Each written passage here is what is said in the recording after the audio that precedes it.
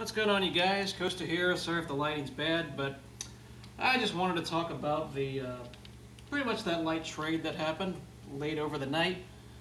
The Jannik Hansen going to the Sharks, and the Sharks get rid of only Nikolay Goldobin and a fourth-round pick that could turn into a first. Yeah, the Sharks. Really, I didn't think they'd be playing this well as they have in the regular season. Though we've seen this story before about what it's like to win in the regular season. Right?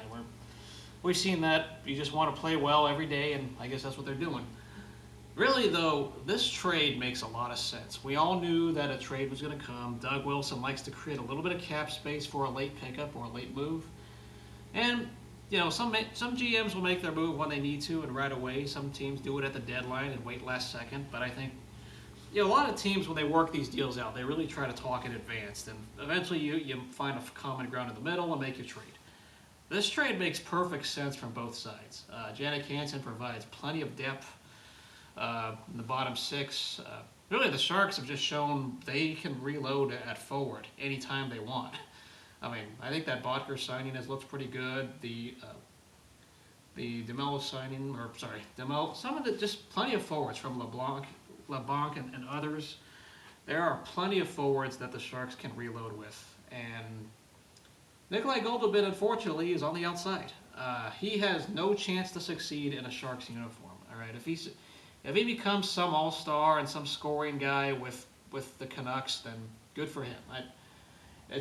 He's 21. He can still mold into a player they hope he could be, but really, he doesn't seem like that star player. At least not with the Sharks, he would not be, because all those forwards in AHL and even on the current top team, they're all in front of him. Okay, that says it all. It's not that they're impatient with a guy who's 21, but he's buried. He has no chance with the NHLers at the Sharks, at least with the Sharks. He has no chance. I view him as a very soft player. He's a skilled player who can do shots. A very Russian thing to do. There's all these finesse players who are very skilled offensively, but there's so many other issues, whether it's toughness or just not as physical as he needs to be for a forward. So, yeah, Goldobin's gone, and then that fourth rounder turns into a first rounder if something called winning the Stanley Cup happens, which, you know what, I think everyone's okay with that kind of a trade because, hey, if the Sharks won the Cup this June, if it happened, no one's going to care except Canucks fans that the Sharks don't have a first-round pick. Last year the Sharks didn't have a first-round pick, but I don't think anybody cared because Martin Jones did his job.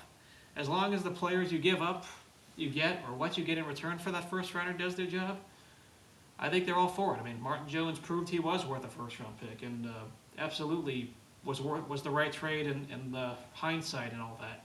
So, yeah, the draft pick, not concerned about. I like this trade really from both sides. The Canucks, that's a team that's in rebuild, or really a team that needs to blow up their veterans. We all know they're stuck with two guys named the Sedins. They're stuck with them, and then they just traded Burroughs and Hansen. I mean, really got to move on from a lot of that 2011 team. But most of that team's gone already. But they've parted ways with Hansen and Burroughs in back-to-back nights. That's the right move for them. They got at least some salvage for a guy whose contract expires. So, yeah, this is how a trade is supposed to be. It's supposed to be where both sides are satisfied. It's not always about who wins and loses.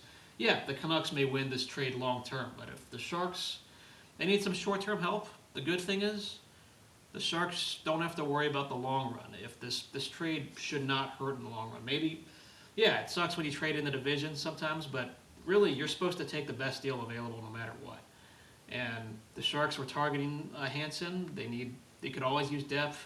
It'd be great if they got a defenseman, but the market's a little bit silly.